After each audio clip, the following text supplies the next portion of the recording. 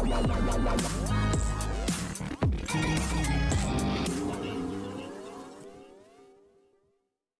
Everyone, you are watching serial Siyapa, जहाँ पे exclusively देते हैं हम आपको आप ही के फेवरेट शो से जुड़ी जानकारी। बात कर लेते हैं टीवी सीरियल अनुपमा के अपकमिंग ट्रैक की। तो समर चिल्लाएगा अनुज पर कि उसकी हिम्मत कैसी हुई अनुपमा को एक बार फिर से यहाँ पर धोखा देने की। काव्या कहती है रिलैक्स समर रिलैक्स, ज़रूर कुछ ना कुछ रीज़न होगा उनके ना आने का। समर कहता है कि अनुज ने सीरियसली कहा था और उन्होंने साफ साफ कहा था कि वो माया के साथ रहना चाहते हैं, मम्मा के साथ नहीं।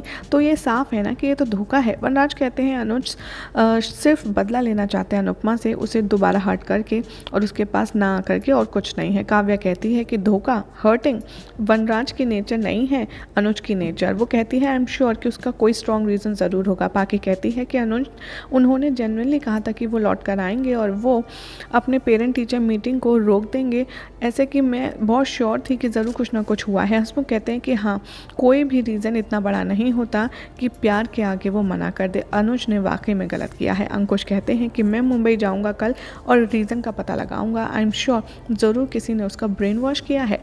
बरखा चिल्लाती है अनुज कोई बच्चा नहीं है जो उसका ब्रेन वॉश कर दिया। अनुपमा अपने रूम में जाती है, अपना मेकअप हटाती है। दो नैना एक कहानी गाना बजता है बैकग्राउंड में। कांता इमोशनली उसे हक करती है, कहती है कि यही रीज़न था जो मैं अनुज के प्रॉमिस पर भरोसा नहीं कर पा रही थी।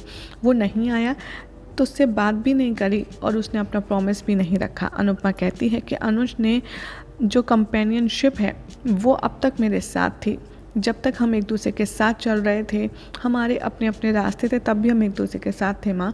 कांता कहती है तू ठीक है। अनुपमा कहती है कि हाँ मैं ठीक हूँ, लेकिन मैं हर्ट हूँ। मैं सरप्राइज़ हूँ कि अनुज ने कैसे यहाँ पर इतनी बड़ी बात बोल दी और मुझे हार्ट अटैक नहीं आया। मैं अपने बारे में आपसे सोचूंगी और अब से मैं सिर्फ अनुज का चैप्टर दोबारा अपनी ज़िंदगी में कभी भी ओपन नहीं होने दूंगी। अब मैं फिर से नई शुरुआत करूंगी अकेले। शाहज अपने घर लौटाते हैं। लीला कहती है उनसे कि हमें अनुपमा के पास जाना चाहिए, लेकिन कोई किसी की नहीं सुनता। वो कहते हैं कि हमें तो अनुपमा के साथ सेलिब्रेट करना था ना। वनराज कहते हैं कि मैं जानता हूँ अनुज नहीं लौटेगा और वो क्रिटिसाइज़ करता है अनुज के इस ना करने के डिसीजन को। काव्या कहती है कि तुम्हें तो शुरू से ही कुछ ना कुछ इश्यूज़ फील हो रहे थे ना। किंजल कहती है कि इवन मुझे भी लग रहा था। वनराज कहते हैं तुम दोनों अभी भी गलत फहमी में हो, अनुज लौट कर आएगा और तुम अनुज को सपोर्ट कर रही हो। समय कहते हैं कि अनुज ने अब अपनी रिस्पेक्ट खो दी है मेरी नज़रों में इस धोखे के बाद। काव्या कहती है कि मैंने ये फील किया है। वनराज कहता है कि चुप रहो और तुम ये पॉइंट बकवास करना बंद करो। काव्या कहती है कि तुम कभी नहीं समझ पाओगे वनराज, तुम्हें नहीं पता किसी और की सिचुएशन क्या होती है। और बीइंग इट अनुज और अनुपमा तुम्हारी वाइफ काव्या यहाँ पर चाहती है तो तुम उसके बारे में भी सोचो ना। वनराज कहते हैं कि तुम्हें चाहिए क्या, तुम्हें प्रॉब्लम क्या है। काव्या कहती है कि मैं बस तुम्हें चाहती हूँ, मैं अपने हस्बैंड अपना करियर सब कुछ छोड़ कर आई तुम्हारे लिए, लेकिन तुम्हें तो कोई फ़र्क ही नहीं है। वनराज कहता है कि बस अब हम दोनों के बीच में जो भी था वो काम नहीं कर रहा है, इसलिए हमें ये रिलेशन रोकना होगा। वनराज कहता है कि यही प्रॉब्लम है कि तुमको ओवर पावर चाहिए मेरी वाइफ होने का। हस्बैंड कोई वार्डन नहीं है या फिर कोई सर्वेंट नहीं है जिसको वाइफ कंट्रोल करे।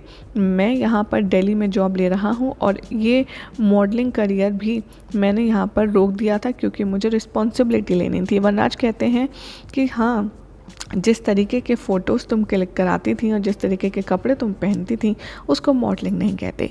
लीला कहती है कि बस करो तुम दोनों। वनराज यहाँ आर्ग्यूमेंट कंटिन्यू करता है, क्रिटिसाइज़ करता है काव्या को अनिरुद्ध से बात करने के लिए। काव्या उससे कहती है कि तुम स्पेसिफिक क्यों नहीं हो जाते कि तुम क्या कह रही हो, और आप तो सोच रही थी ना बा कि अनुपमा घर आएगी, इसीलिए आप तो अनिरुद्ध से बात नहीं करना चाह रही थी, लेकिन आपको रियलाइज़ नहीं हुआ कि आपको अपने बच्चों का सिर्फ बाप चाहिए, आपको बहू नहीं चाहिए। तभी वो यहाँ पर ज़ुबान लड़ाती है और कहती है कि आपको मेरे बच्चे नहीं चाहिए ना, क्योंकि आपने कहा था कि ये सब शर्म की बात होगी। वनराज अगर दोबारा फ़ायदा बनेगा तो हंसमुख कहता है कि बस चुप करो, ये दोबारा फ़ाइट अगर हुई तो मैं अपनी जान दे दूँगा।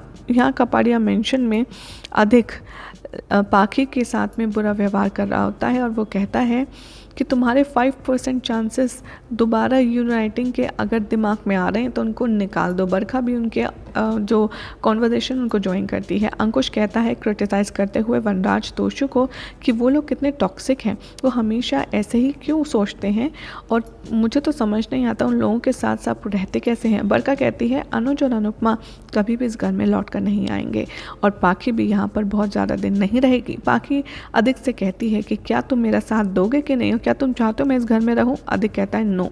पाखी कहती है कि ठीक है, वॉट तुमको जो कहना है तुम कहो, मुझे जो करना है वो मैं करके रहूँगी। इधर अनुपमा बेड पर लेटी होती है और अनुज के साथ बिताए खूबसूरत लम्हे याद कर रही होती है। एक बार फिर से इमोशनल गाना बैकग्राउंड में होता है। बहर भी उसके आंसू पोंछती है और कहती है कि आपको नींद नहीं आ रही। अनुपमा कहती है नहीं। भारवी कहती है कि मुझे याद है, मुझे भी अपने पापा की याद आती है तो मैं स्माइल करती हूँ और उनको वो मुझे डांटते थे और कहते थे कि मैं आपसे बहुत प्यार करता हूँ, इसलिए आप जल्दी से सो जाओ। अनुपमा कहती है कि हाँ, मेरे पापा भी बहुत ज़्यादा वरिड थे, इसीलिए हमें सिर्फ गुड मेमोरीज याद रखनी चाहिए, बुरी नहीं।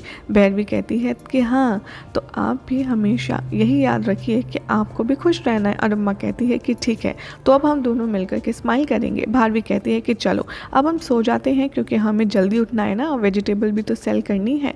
अनुपमा उसे सुलाती है और वो सोचती है कि वो हर्ट है, लेकिन वो अपना डिसीजन नहीं बदलेगी। अब वो भगवान से प्रार्थना करेगी, लेकिन लिटिल अनु जहाँ कहीं भी है वो खुश रहे, उसे बहुत सारा प्यार मिले और अब मैं किसी के लिए कोई वेट नहीं करूँगी। अगले दिन का सीक्वेंस दिखाया जाएगा जहाँ पर काव्या कमरे से बाहर आएगी अपने बैग के पास। किंजल उससे कहेगी आप कहीं जा रही हो।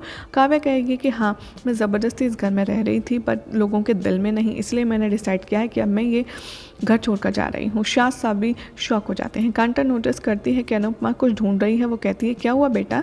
अनुपमा कहती है कि एक स्टूडेंट ने मुझे एक एडवर्टाइजमेंट दिया था international cultural group visiting Ahmedabad का। कांता कहती है कि रुको मैं लाती हूँ। पर तुम्हें क्यों चाहिए। अनुपमा कहती है कि क्योंकि डांस क्लास इनफ नहीं होगी, मुझे कुछ और भी करना होगा। कांता प्रॉमिस करती है कि मैं तुम्हारा साथ हर एक सिचुएशन में दूंगी। यहीं हो जाएगा शुरुआत के एपिसोड का एंड। उसके बाद कल क्या होगा आपको बताएंगे नेक्स्ट रिपोर्ट में। फिलहाल तो ऐसी मज़ेदार अपडेट्स के लिए आप फटाफट से हमारे चैनल को सब्सक्राइब कर लीजिए। वीडियो को लाइक शेयर करना ना भूलें।